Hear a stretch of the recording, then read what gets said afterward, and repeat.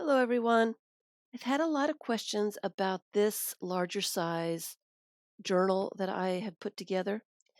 I have no idea how many pages are in here, but it has three signatures and it is about 9.5 inches tall by a little more than 6.5 inches wide. And the spine is about 2 inches wide. Now, the reason I haven't told everybody the details of this book in particular, these books they're personal, made by you books. They're all going to be different. They're all going to be different sizes. They're all going to be different widths. They're all going to have different size pages or different widths of paper. They're going to have different kinds of paper inside.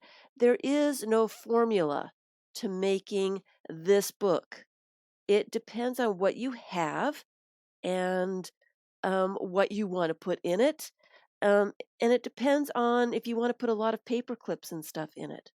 This one has three signatures sewn into it, and it is a um, 2 inch spine. This one is a little bit thinner of a spine. It has five signatures. It really just depends on how many signatures you want. You can do any amount of signatures in your books. You could do one signature, you could do two, you could do four. It just depends on what you want to do and what the papers dictate that you want to do in your book. So, and that's why I haven't said that this is the formula. That's this size. You need this many pieces of paper. You need. It's not that easy. It's not that simple. It's a little bit more complicated than that because when you're using different kinds of paper. Some paper is going to be much thinner than others. You're going to use cardstock, packaging, cardboard. Some doilies are much thinner than a regular piece of paper. Tissue paper, some calendar pages are thinner than others. So if you have 25 pages that are really thin, that's not going to fill up a book the same way that 25 pieces of cardstock are going to fill up a book. And who knows what variety, what ratio you're going to have of thin papers to thicker papers.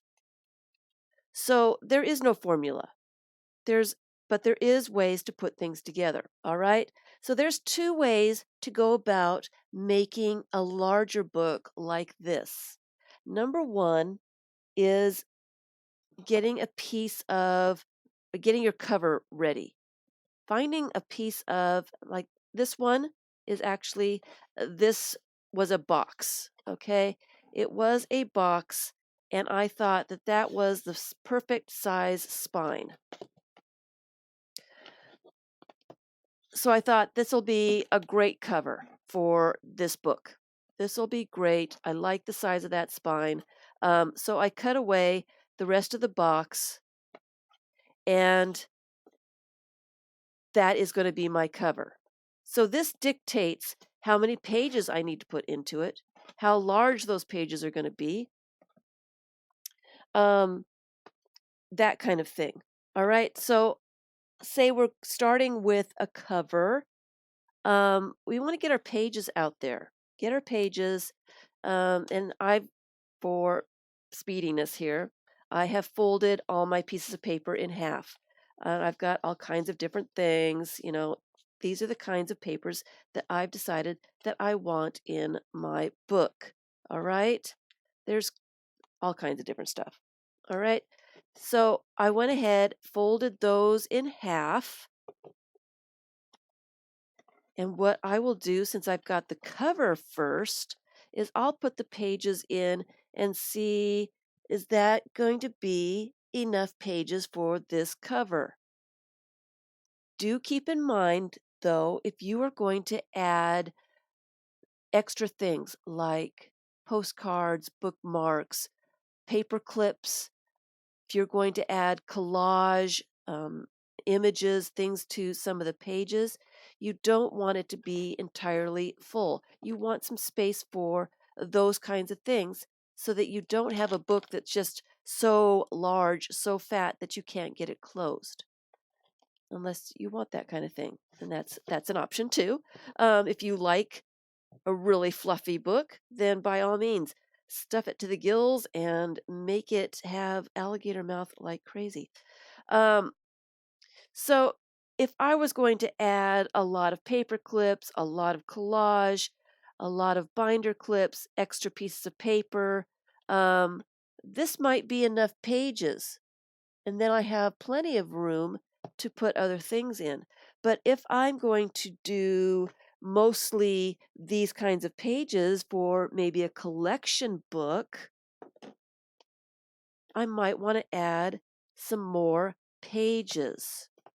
If I'm not going to add a lot of paper clips or a lot of collage, if I'm not going to glue a lot of things in, um, I may want more pages. All right. So that's how I determine how many pages I want when I am putting these books together. I kind of eyeball and say that seems like enough. Maybe it's too many. I need to pull some out, but that's what I do. I guesstimate. Then when I've got my pages and I figured out this is the amount of pages that I'm using in this book, um, I usually look something like this. I could do 3 signatures or 5 signatures. Um, just depends on how much time I want to spend with it.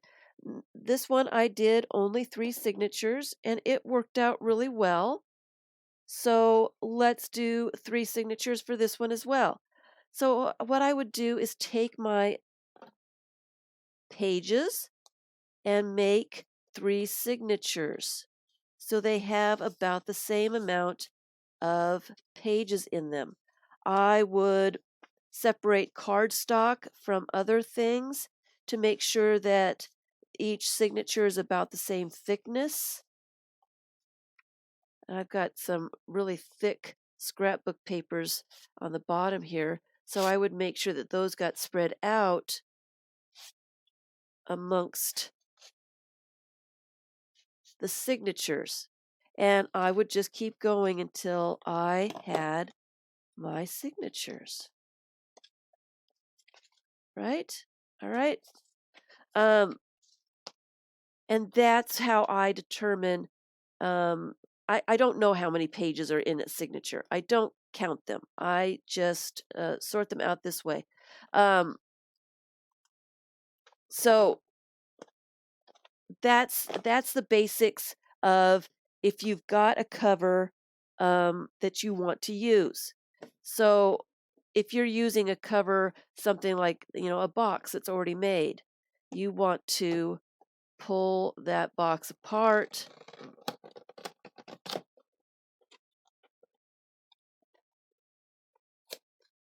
without ripping the box all to shreds. And I would want this to be my cover, so this would be my spine, so that it would open here. I'd cut this off, and I'd probably glue this onto the inside spine just to make it a little bit stronger, and I would cut off these flaps. And that would dictate how large I want my book, my pages for the inside. Sorry, things are falling. Um, Same thing.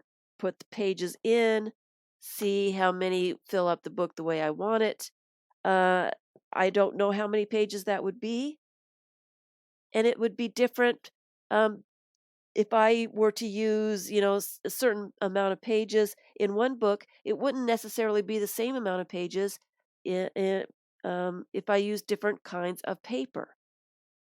So here is just a piece of cardboard that I might make a cover out of. It's got a bend here, so that would probably dictate to me where I would make the spine. So I would probably um, bend it somewhere. Depends on how big I want my spine. Now, remember, if you're making a huge spine, that's a lot of paper. If you've got a lot of stuff you want to put in, you've collected a lot of things that are really cool, you really want them all in the same book, then make a huge spine for it. It would be fun.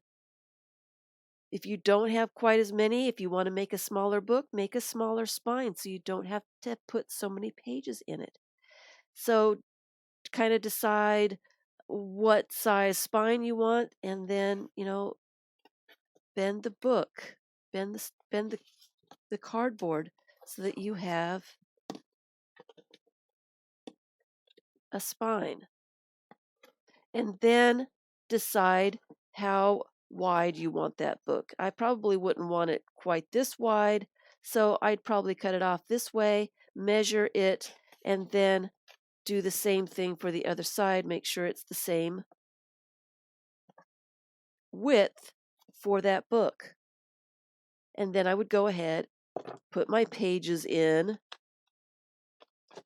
make sure my pages weren't too high, trim my pages off, whatever, or get different pages. That's how I would go about it. Of course, I cover my covers. I cover my covers with newspaper or other stuff. All right. So the other way to go about making these books is to gather up your papers. You want these papers, you want them to be this tall. You want the whole picture of the cat to be showing. You want this whole piece of scrapbook paper. Um, this is what you want. So you want to get your tall pieces out, your widest pieces out to figure out what size of a cover that you would need. Get all your papers together so you also know how wide you want your spine. And again, you'd get a piece of cardboard. It could be as thick as you want, as thin as you want. Get your piece of cardboard. Of course, this one is not tall enough, so I need to find a piece of cardboard that is the right height, and I need it to be wide enough so that it fits my page's width. And then I have to make sure that the spine is the right size. So I would cut my piece of cardboard to fit the pages. And I don't necessarily have a certain amount of pages. I've just collected those things that I really wanted in my book. It could be 50, it could be 500 pages. There is no formula. These are personal collection books. Each one is going to be different. They're going to be different sizes. They're going to have different things in them, and they're so much fun. They're so much fun. So I just wanted to give you an idea of how to go about making your own books. If you have a really wide spine, you might want um, quite a few signatures. You could do 10 signatures, you can do 12 signatures, whatever you need, whatever you think will work for you. All right. So that is it. That's building your own personal junk journal. They're going to be different. They're all going to be different. And every single one that I've made, even with the same size,